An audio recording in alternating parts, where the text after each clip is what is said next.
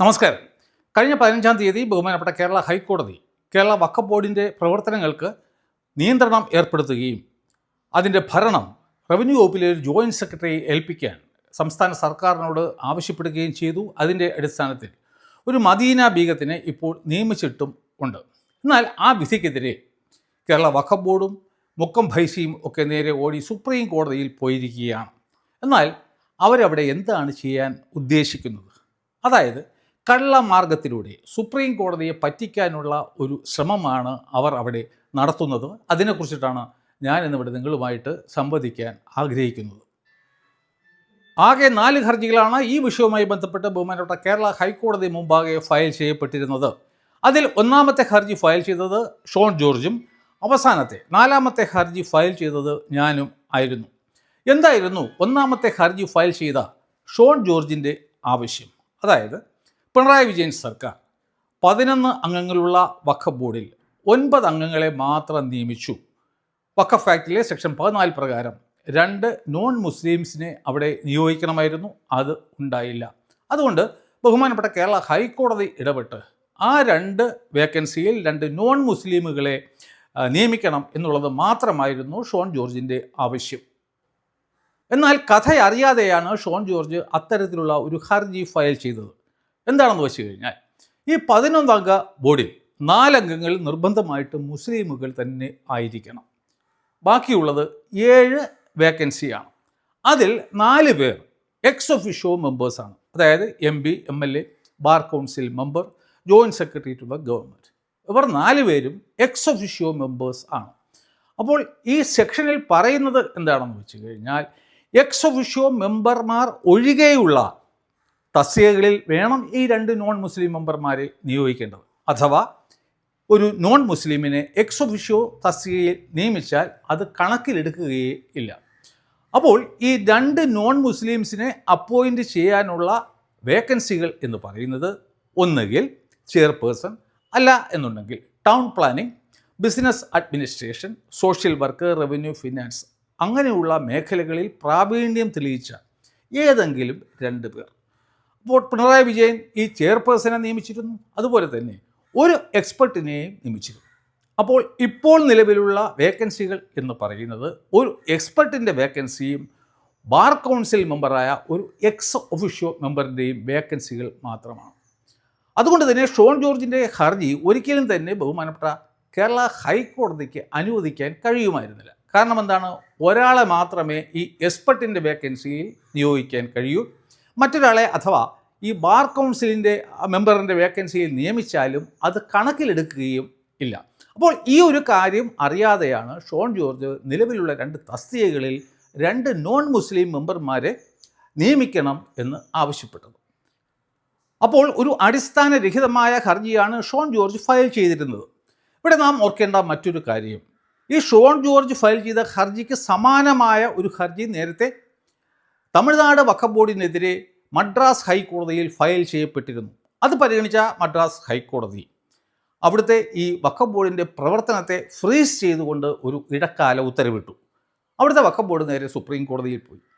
Supreme കോടതി ആ ഹർജി പരിഗണിച്ച ശേഷം പറഞ്ഞത് 2 അംഗങ്ങളെ നിയമിക്കണം എന്നുണ്ടെങ്കിൽ 2 വേക്കൻസികളും ഉണ്ടെന്നുണ്ടെങ്കിൽ അതങ്ങ് നിയമനം നടത്തിയാൽ പോരെ. എന്തിനാണ് ഈ വഖഫ് ബോർഡിൻ്റെ പ്രവർത്തനത്തെ ഫ്രീസ് ചെയ്യുന്നത്?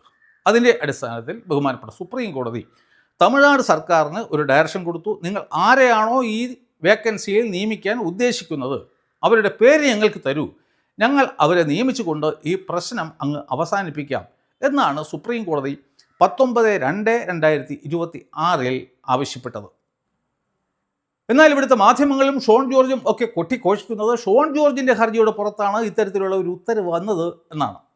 അത് എന്തുകൊണ്ടാണെന്ന് വെച്ച് കഴിഞ്ഞാൽ ഈ VD സതീശൻ സർക്കാർ ഹൈക്കോടതിയിൽ ഫയൽ ചെയ്ത ഈ പെറ്റീഷനേഴ്സിന് അനുകൂലമായിട്ടുള്ള അഫിഡവിറ്റിൻ്റെ അടിസ്ഥാനത്തിൽ RSSും BJPയും ഒരു സൈഡിലും മുസ്ലിം ലീഗും UDFും കോൺഗ്രസും മറ്റൊരു സൈഡിലുമായിട്ടുള്ള ഒരു അവിഹിത ബന്ധം ഉണ്ടെന്നും ഒരു ഗൂഢാലോചന ഉണ്ടെന്നും അതിൻ്റെ അടിസ്ഥാനത്തിലാണ് ഹർജിക്കാരെ സപ്പോർട്ട് ചെയ്തുകൊണ്ടുള്ള ഒരു സത്യവാങ്മൂലം UDF സർക്കാർ നൽകിയത് എന്നും വരുത്തി തീർക്കാൻ വേണ്ടിയിട്ടാണ് ഈ ഷോൺ ജോർജിൻ്റെ ഹർജിയുടെ പുറത്താണ് ഇത്തരത്തിലുള്ള ഒരു വിധി വന്നത് എന്ന് ഈ മാധ്യമങ്ങൾ കൊട്ടിഘോഷിക്കുന്നത്.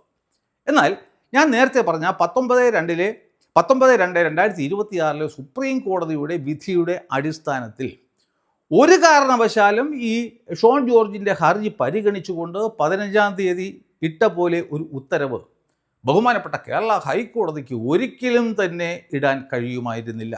അക്കാര്യം ഇവിടെ അരിഹാരം കഴിക്കുന്ന എല്ലാവർക്കും തന്നെ മനസ്സിലാക്കാൻ സാധിക്കുന്നതും ആണ്.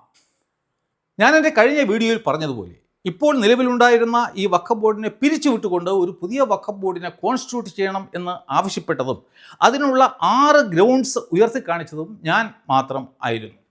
അതിൻ്റെ അടിസ്ഥാനത്തിലാണ് ഈ വിധി വന്നത്. നിങ്ങൾക്കറിയാം, ഒരു ജോയിൻറ്റ് സെക്രട്ടറിയാണ് ഇപ്പോൾ വഖഫ് ബോർഡിൻ്റെ ഭരണം ഏൽപ്പിച്ചിരിക്കുന്നത്. എന്തുകൊണ്ട് ജോയിൻറ്റ് സെക്രട്ടറി? അതായത് ഞാനായിരുന്നു എൻ്റെ ഹർജിയിൽ ഉയർത്തിക്കാണിച്ചത്, നിയമിക്കേണ്ടിയിരുന്നത് റവന്യൂ വകുപ്പിലെ വഖഫ് മാറ്റേഴ്സ് കൈകാര്യം ചെയ്യുന്ന ഒരു ജോയിൻറ്റ് സെക്രട്ടറി ആയിരിക്കണം. എന്നാൽ പിണറായി അപ്പോയിൻറ്റ് ചെയ്ത് നിയമിച്ചത് നിയമവകുപ്പിലെ ഈ വഖഫ് മാറ്റേഴ്സുമായി യാതൊരു ബന്ധവും ഇല്ലാത്ത ഒരു അഡീഷണൽ സെക്രട്ടറിയെ ആയിരുന്നു. അതുകൊണ്ട് തന്നെ നിങ്ങൾക്ക് മനസ്സിലാക്കാൻ സാധിക്കും, ഈ ഹൈക്കോടതി അതിൻ്റെ നിർണായകമായ വിധിയിലേക്ക് എത്തിച്ചേർന്നത് എൻ്റെ ഹർജിയുടെ അടിസ്ഥാനത്തിൽ ആയിരുന്നു, അല്ലാതെ ഷോൺ ജോർജിൻ്റെ ഹർജിയുടെ അടിസ്ഥാനത്തിൽ ആയിരുന്നില്ല. എൻ്റെ ഹർജി ന്യായയുക്തമായ ഒന്നായിരുന്നതിനാലും ഞാൻ ഉയർത്തിക്കാണിച്ച ഗ്രൗണ്ട്സ് വളരെ വാലിഡ് ആയിട്ടുള്ള ഒന്നായിരുന്നതിനാലും ഈ വഖഫ് ബോർഡിന് എൻ്റെ ഹർജിയെ ചലഞ്ച് ചെയ്തുകൊണ്ട് സുപ്രീം കോടതിയെ സമീപിക്കാൻ കഴിയുമായിരുന്നില്ല. അവർക്ക് അവിടെ നിന്നും അടികിട്ടിയേ. അതുകൊണ്ട് അവർ ബുദ്ധിപരമായിട്ട് എന്താണ് ചെയ്തത് എന്ന് വെച്ച് കഴിഞ്ഞാൽ ഷോൺ ജോർജിനെ കയറി പിടിച്ചു. അദ്ദേഹത്തിൻ്റെ ഹർജിയെ മാത്രം ചലഞ്ച് ചെയ്തുകൊണ്ടും അദ്ദേഹത്തെ മാത്രം എതിർകക്ഷി ആക്കിക്കൊണ്ടും ആണ് ഈ വഖഫ് ബോർഡും ഫൈസിയുമൊക്കെ ഇപ്പോൾ സുപ്രീം കോടതിയിൽ ചെന്നിരിക്കുന്നത്. മറ്റ് 3 ഹർജിക്കാരും ഉണ്ടായിരുന്നു. അവരെ ഒന്നും ഈ വഖഫ് ബോർഡ് കണക്കിലെടുത്തേ ഇല്ല. അവരുടെ കാര്യങ്ങൾ ഒന്നും തന്നെ അവർ സുപ്രീം കോടതി മുമ്പാകെ പറഞ്ഞതും ഇല്ല. അതിൽ നിന്നും നിങ്ങൾക്ക് മനസ്സിലാക്കാം, ഷോൺ ജോർജിൻ്റെ ഹർജിയുടെ പുറത്തായിരുന്നില്ല ഈ ഹൈക്കോടതി വിധി പറഞ്ഞത്, മറിച്ച് എൻ്റെ ഹർജിയുടെ പുറത്ത് ആയിരുന്നു. അതിനുശേഷം സുപ്രീം കോടതിയിൽ പോയിട്ട് ഈ വഖഫ് ബോർഡ് പറയുന്നത് എന്താണെന്ന് വെച്ച് കഴിഞ്ഞാൽ, ഷോൺ ജോർജ് ഫയൽ ചെയ്ത രീതിക്കുള്ള സമാനമായ രീതിയിലുള്ള ഒരു ഹർജി മദ്രാസ് ഹൈക്കോടതിയിലും ഫയൽ ചെയ്തിരുന്നു. അന്ന് മദ്രാസ് ഹൈക്കോടതിയും ഈ കേരള ഹൈക്കോടതി പറഞ്ഞതുപോലെയുള്ള ഒരു ഇടക്കാല ഉത്തരവിട്ടു. അവിടുത്തെ വഖഫ് ബോർഡിൻ്റെ പ്രവർത്തനം ഫ്രീസ് ചെയ്തു. അതിനെതിരെ തമിഴ്നാട് വഖഫ് ബോർഡ് സുപ്രീം കോടതിയെ സമീപിച്ചു. ബഹുമാനപ്പെട്ട സുപ്രീം കോടതി ആ ഹർജി പരിഗണിച്ച ശേഷം 19/2/2026 ഹൈക്കോടതിയുടെ ഉത്തരവിനെ കോഷ് ചെയ്തു, സെറ്റ് അസൈഡ് ചെയ്തു. അതുകൊണ്ട് ഇതും ഒരു സമാന കേസ് ആയതിനാൽ ബഹുമാനപ്പെട്ട സുപ്രീം കോടതി ഇടപെട്ട് ഹൈക്കോടതിയുടെ ഉത്തരവിനെ കോഷ് ചെയ്യണം, സ്റ്റേ ചെയ്യണം എന്നുള്ളതായിരുന്നു ഈ കേരള വഖഫ് ബോർഡിൻ്റെ സുപ്രീം കോടതി മുമ്പാകെയുള്ള ആവശ്യം. സുപ്രീം കോടതി മുമ്പാകെ വഖഫ് ബോർഡിൻ്റെ ശത്രു ഷോൺ ജോർജ് മാത്രമാണ്. സ്റ്റാലിൻ ദേവൻ പിക്ചറിലേ ഇല്ല. അതിൽ നിന്നും തന്നെ നിങ്ങൾക്ക് മനസ്സിലാക്കാൻ സാധിക്കും എത്ര വീക്കായിട്ടുള്ള ഒരു ഹർജിയാണ് ഈ ഷോൺ ജോർജ് ഹൈക്കോടതിയിൽ ഫയൽ ചെയ്തത് എന്ന്. കാരണം അതിനെ ചലഞ്ച് ചെയ്യാൻ ഈ വഖഫ് ബോർഡിന് എളുപ്പമാണ്, എൻ്റെ ഹർജിയെ ചലഞ്ച് ചെയ്യാൻ എളുപ്പം അല്ല. എന്നിട്ടും ഷോൺ ജോർജും ഇവിടുത്തെ മാധ്യമങ്ങളും ഒക്കെ കൊട്ടിഘോഷിക്കുന്നത് ഷോൺ ജോർജിൻ്റെ ഹർജിയുടെ പുറത്താണ് ഈ വിധി വന്നത് എന്നാണ്. വഖഫ് ബോർഡ് കരുതിയത് ഇതൊരു പൊതു താല്പര്യ ഹർജിയാണല്ലോ, എനിക്കിതുകൊണ്ട് പേഴ്സണലായിട്ട് ഒരു ബെനിഫിറ്റും ഇല്ല, അതുകൊണ്ട് തന്നെ ഞാനെന്ന വ്യക്തി പൈസയും മുടക്കി ബഹുമാനപ്പെട്ട സുപ്രീം കോടതിയെ സമീപിക്കില്ല എന്നാണ് ഈ വഖഫ് ബോർഡ് കരുതിയത്. എങ്കിലും ഞാൻ അവിടെ ഒരു കാവിയേറ്റ് ഫയൽ ചെയ്തിട്ടുണ്ട്. അതിൻ്റെ അർത്ഥം എന്താണെന്ന് വെച്ച് കഴിഞ്ഞാൽ, എൻ്റെ കൂടി വാദം കേട്ടതിന് ശേഷം മാത്രമേ ബഹുമാനപ്പെട്ട സുപ്രീം കോടതി ഈ വിഷയത്തിൽ എന്തെങ്കിലും ഉത്തരവ് പുറപ്പെടുവിക്കാൻ പാടുള്ളൂ. അതാണ് ഈ കാവിയേറ്റ് ഫയൽ ചെയ്യുന്നത് കൊണ്ട് നാം ഉദ്ദേശിക്കുന്നത്. അതുകൊണ്ട് തന്നെ ഈ കേസ് സുപ്രീം കോടതി മുമ്പാകെ എത്രമാത്രം ശക്തമായി ഡിഫെൻഡ് ചെയ്യപ്പെടും എന്നുള്ള കാര്യത്തിൽ എനിക്ക് ചെറിയ സംശയമുണ്ട്. അല്ല എന്നുണ്ടെങ്കിൽ സംസ്ഥാന സർക്കാരോ ഷോൺ ജോർജോ അത്ര നല്ല രീതിക്കുള്ള ഒരു ഡിഫൻസ് അവിടെ എടുക്കണം. എന്നാൽ ഷോൺ ജോർജിന് തൻ്റെ ഹർജിയുടെ പുറത്ത് അത്തരത്തിലുള്ള സ്ട്രോങ് ആയിട്ട് ഡിഫൻസ് എടുക്കാൻ കഴിയില്ല. കാരണം സുപ്രീം കോടതിയുടെ പഴയ ഉത്തരവ് കിടക്കുകയാണ്. എന്നാൽ സംസ്ഥാന സർക്കാരിന് എടുക്കാൻ കഴിയും. ഞങ്ങളുടെ ഈ പെറ്റീഷനിലെ എല്ലാ കാര്യങ്ങളും അവിടെ അവതരിപ്പിക്കാൻ കഴിയും. എന്നാൽ മുസ്ലിം ലീഗിൻ്റെ നിയന്ത്രണത്തിലുള്ള ഈ UDF സർക്കാർ സുപ്രീം കോടതി എന്ത് സ്റ്റാൻഡാണ് എടുക്കാൻ പോകുന്നത് എന്ന് എനിക്കറിയില്ല. അത് നമുക്ക് കാത്തിരുന്ന് കാണേണ്ട ഒന്നാണ്. ഇനി അഥവാ സുപ്രീം കോടതി ഈ വിഷയത്തിൽ ഇടപെടുകയും ഹൈക്കോടതിയുടെ ഉത്തരവിനെ സ്റ്റേ ചെയ്യുകയും ചെയ്തു കഴിഞ്ഞാൽ അതിനുള്ള ഏക കാരണം എന്ന് പറയുന്നത് ഈ ഷോൺ ജോർജിൻ്റെ ഈ ഹർജി മാത്രമായിരിക്കും. അതുപോലെ തന്നെ എന്നെ എതിർകക്ഷി ആക്കാത്തതും അതിനുള്ള മറ്റൊരു കാരണം ആയിരിക്കുകയും ചെയ്യും. ഇപ്പോൾ ഇവിടെ നടക്കുന്ന ഏറ്റവും വലിയ ചർച്ച എന്ന് പറയുന്നത് സംസ്ഥാന സർക്കാർ ബഹുമാനപ്പെട്ട കേരള ഹൈക്കോടതിയിൽ ഫയൽ ചെയ്ത സത്യവാങ്മൂലം ആണ്. സർക്കാരിനെതിരെയുള്ള ആരോപണം എന്ന് പറയുന്നത് ഈ ഹർജിക്കാരുടെ ആവശ്യത്തെ സഹായിക്കുന്ന രീതിയിൽ ഒരു സത്യവാങ്മൂലം അവിടെ ഫയൽ ചെയ്തു എന്നാണ്. എന്നാൽ നിങ്ങൾ മനസ്സിലാക്കേണ്ട ഒരു കാര്യം, എന്തുകൊണ്ടാണ് അത്തരത്തിലുള്ള ഒരു സത്യവാങ്മൂലം സംസ്ഥാന സർക്കാരിന് ഫയൽ ചെയ്യേണ്ടി വന്നത്? അതിനുള്ള കാരണം ഈ ഹർജിക്കാർ ഫയൽ ചെയ്ത കേസിൻ്റെ ബലമാണ്. അതായത് വളരെ വസ്തുനിഷ്ഠമായിട്ട് നിയമപരമായിട്ടുള്ള ആവശ്യങ്ങൾ ഉന്നയിക്കുകയും അതിനുള്ള കാരണങ്ങൾ ഉയർത്തി കാണിക്കുകയും ചെയ്യുമ്പോൾ സംസ്ഥാന സർക്കാരിന് അതിനെ സപ്പോർട്ട് ചെയ്തുകൊണ്ടുള്ള ഒരു അഫിഡവിറ്റ് മാത്രമേ നൽകാൻ കഴിയൂ. അഥവാ ഈ പിണറായി വിജയനായിരുന്നു ഞങ്ങളുടെ കേസിൽ സത്യവാങ്മൂലം നൽകിയത് എങ്കിലും അദ്ദേഹത്തിനും ഈ സ്റ്റാൻഡ് മാത്രമേ എടുക്കാൻ കഴിയൂ. ഫോർ എക്സാമ്പിൾ, എൻ്റെ ആരോപണം എന്തായിരുന്നു? Joint secretary to government dealing with വഖഫ് മാറ്റേഴ്സിന് പകരം additional secretary to government from law department has been appointed. അങ്ങനെ പറയുമ്പോൾ അതിനെ എങ്ങനെയാണ് സംസ്ഥാന സർക്കാരിന് എതിർക്കാൻ സാധിക്കുക? കോടതി ചോദിക്കത്തില്ലേ, നിങ്ങൾക്ക് അത് എങ്ങനെ എതിർക്കാൻ സാധിക്കും എന്ന് ചോദിക്കില്ലേ? അതുപോലെ തന്നെ ബാർ കൗൺസിൽ മെമ്പറെ നിയമിച്ചിട്ടേ ഇല്ല, അത് കുഴപ്പമില്ല എന്ന് സർക്കാരിന് പറയാൻ സാധിക്കുമോ?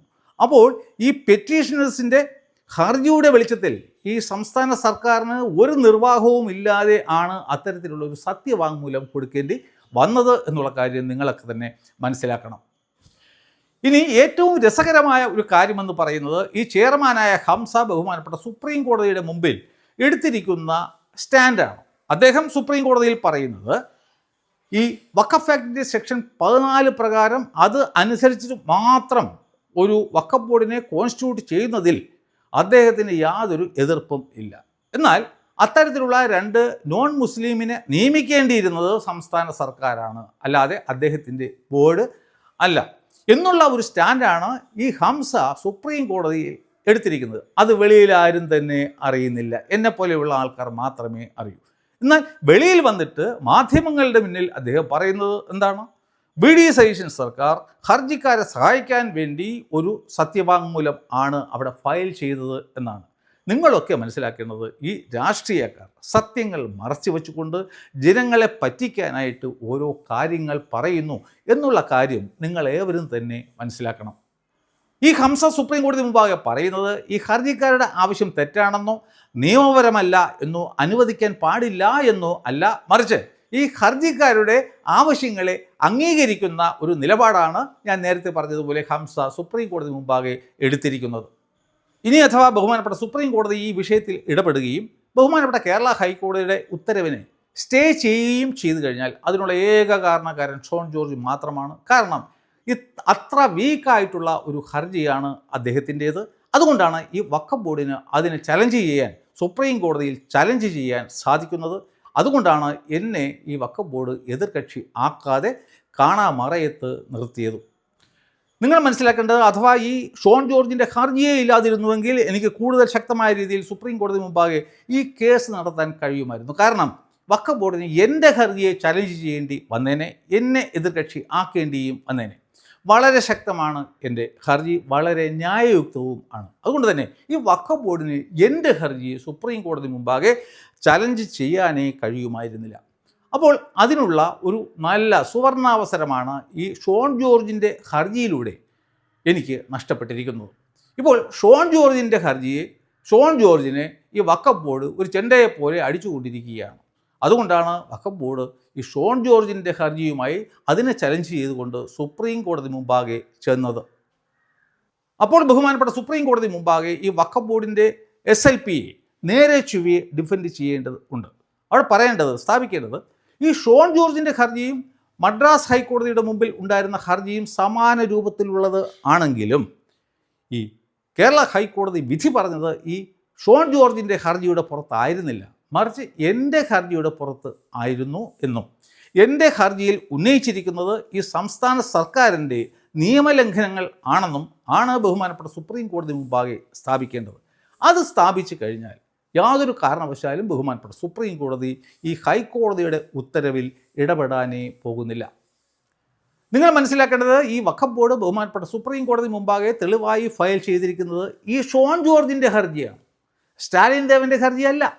അതിൽ നിന്നും എൻ്റെ ഹർജിയെ ഈ വഖഫ് ബോർഡ് എത്രമാത്രം ഭയപ്പെടുന്നു എന്ന് നിങ്ങൾക്ക് മനസ്സിലാക്കാൻ സാധിക്കും. അതുപോലെ തന്നെ ഈ ഷോൺ ജോർജിൻ്റെ ഹർജിയെ അവർ എത്രമാത്രം സ്നേഹിക്കുന്നു എന്നും നിങ്ങൾക്ക് മനസ്സിലാക്കാൻ സാധിക്കും. കാരണം ഒരാളും തനിക്കെതിരെ ഉള്ള അല്ലെങ്കിൽ തനിക്കെതിരെ വരാൻ സാധ്യതയുള്ള ഒരു തെളിവിനെ കൊണ്ട് ഒരു കോടതിയിലും സമർപ്പിക്കില്ല.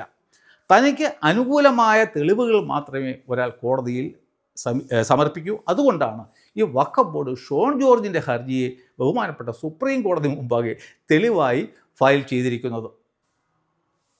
അപ്പോൾ സുപ്രീം കോടതി മുമ്പാകെ ഷോൺ ജോർജിൻ്റെ ഹർജിയുടെ പുറത്തല്ല ഹൈക്കോടതി വിധി പറഞ്ഞത് എന്നും മറിച്ച് എൻ്റെ ഹർജിയുടെ പുറത്താണെന്നും സ്ഥാപിക്കുകയും ഞാൻ എൻ്റെ ഹർജിയിൽ ഉയർത്തിക്കാട്ടിയ ഗ്രൗണ്ട്സ് അവിടെയും ഉയർത്തിക്കാണിക്കുകയും ചെയ്തു കഴിഞ്ഞാൽ തീർച്ചയായിട്ടും ബഹുമാനപ്പെട്ട സുപ്രീം കോടതി ഈ വഖഫ് ബോർഡിനെ കണ്ടം വഴി ഓടിക്കും എന്നുള്ള കാര്യത്തിൽ യാതൊരു സംശയവും ഇല്ല. സുപ്രീം കോടതിയാണ് എന്തും വിധിക്കാൻ അധികാരമുള്ള ജഡ്ജിമാരാണ് അവിടെ ഇരിക്കുന്നത്, എസ്പെഷ്യലി അണ്ടർ ആർട്ടിക്കിൾ 142. അതുകൊണ്ട് തന്നെ എങ്ങനെയാണ് കാര്യങ്ങൾ അവിടെ അവതരിപ്പിക്കുന്നത് അതിനെ ആശ്രയപ്പെടുത്തിയിരിക്കും ഇനി വരാൻ പോകുന്ന സുപ്രീം കോടതിയുടെ വിധി. അപ്പോൾ ഞാൻ നേരത്തെ പറഞ്ഞതുപോലെ ഈ കേസ് സ്ട്രോങ് ആയിട്ട് നടത്തുന്നതിൽ എൻ്റെ മുന്നിലുള്ള തടസ്സം എന്ന് പറയുന്നത് ഈ ഷോൺ ജോർജിൻ്റെ ഹർജിയാണ്. അതായത് അദ്ദേഹം ഈ കേസ് നേരെ നടത്തുന്നും ഇല്ല, എന്നെ നേരെ കേസ് നടത്താൻ സമ്മതിക്കുന്നും ഇല്ല. ഇതൊക്കെയാണ് സത്യമെങ്കിലും ഇവിടെ ഷോൺ ജോർജും മറ്റ് മാധ്യമങ്ങളും ഒക്കെ കൊട്ടിഘോഷിക്കുന്നത് ഷോൺ ജോർജിൻ്റെ ഹർജിയുടെ പുറത്താണ് ഈ വിധി വന്നത് എന്ന് പറഞ്ഞുകൊണ്ടാണ്. അങ്ങനെ ആയിരുന്നു എങ്കിൽ തീർച്ചയായിട്ടും വഖഫ് ബോർഡ് അദ്ദേഹത്തിൻ്റെ ഹർജിയെ ചലഞ്ച് ചെയ്തുകൊണ്ട് സുപ്രീം കോടതിയിൽ പോകുമായിരുന്നില്ല, മറിച്ച് എൻ്റെ ഹർജിയെ ചലഞ്ച് ചെയ്തുകൊണ്ട് പോയേനെ. അപ്പോൾ എന്തായാലും സുപ്രീം കോടതിയിൽ എന്താണ് സംഭവിക്കാൻ പോകുന്നത് എന്ന് നമുക്ക് കാത്തിരിക്കാം. അപ്പോൾ ഈ വീഡിയോ നിങ്ങൾക്ക് ഇഷ്ടപ്പെട്ടു എങ്കിൽ ലൈക്ക് ചെയ്യുക, കമൻറ്റ് ചെയ്യുക, ഷെയർ ചെയ്യുക. അതുപോലെ തന്നെ ആരെങ്കിലും സബ്സ്ക്രൈബ് ചെയ്തിട്ടില്ല എന്നുണ്ടെങ്കിൽ ദയവായി അതുകൂടി ചെയ്യണം എന്ന് അഭ്യർത്ഥിക്കുന്നു. അപ്പോൾ അടുത്ത വീഡിയോയിൽ വീണ്ടും കാണുന്നതുവരെ നന്ദി, നമസ്കാരം.